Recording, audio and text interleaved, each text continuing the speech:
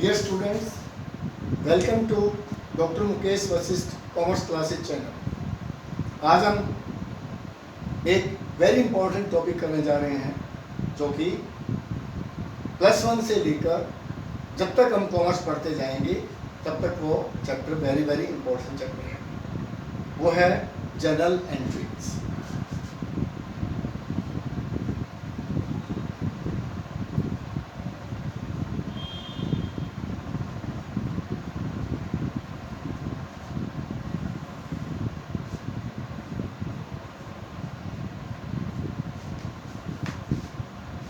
इसमें जब भी जर्नल एंट्री की जाएंगी इसमें कम से कम 2 खाते अवश्य प्रभावित होते हैं। खाते 3 प्रकार के होते हैं। मैंने अपनी पहली वीडियो में बता दिए थे, आज फिर बताने जा रहा हूँ। खाते होते हैं 3 प्रकार के। पहला है पर्सनल अकाउंट,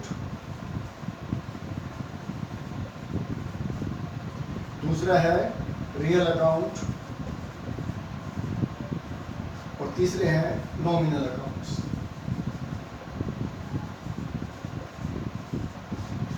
जब तक हमें इन खातों की पहचान नहीं होगी तब तक हम जर्नल एंट्रीज बनाना नहीं सीख सकते। तो सबसे पहले हम इन खातों के बारे में ब्रीफली एक बार ध्यान देंगे। पहला है पर्सनल अकाउंट्स। इसमें केवल व्यक्तिगत खाते ही प्रभावित होते हैं। दूसरा है रियल अकाउंट्स। इसमें 3 प्रकार के खाते प्रभावित होते हैं: धन, माल और संपत्ति। धन मीन्स कैश, माल मीन्स गुड्स, संपत्ति मीन्स असेट्स। तीसरा है नॉमिनल अकाउंट्स। इसमें सभी खर्चे और हानियां और सभी इनकम्स और गेन्स शामिल होते हैं। अब हम इन तीनों के अलग अलग एग्जाम्पल के रूप में इनको सीखेंगे। सबसे पहला है राम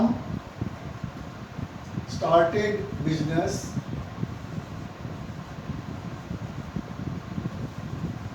with cash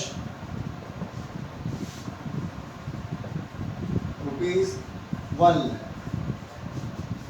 इसकी एंट्री बनेगी। इसमें सबसे पहले हम 2 खातों की पहचान करेंगे।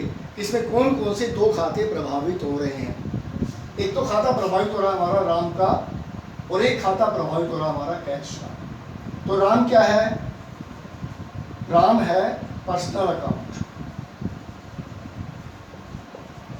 और कैश है रियल अकाउंट।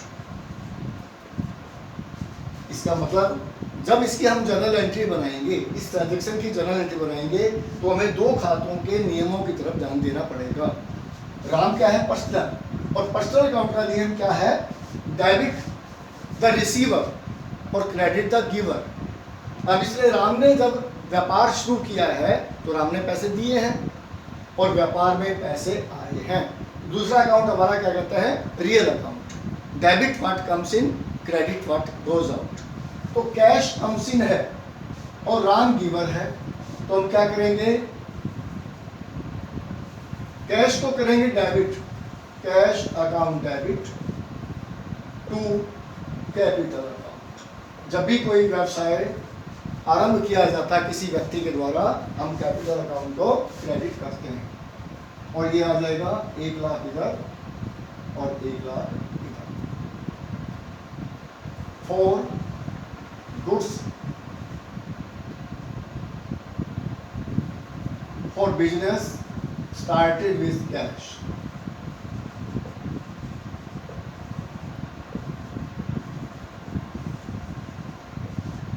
इसके बाद दूसरा ट्रांजैक्शन क्या है?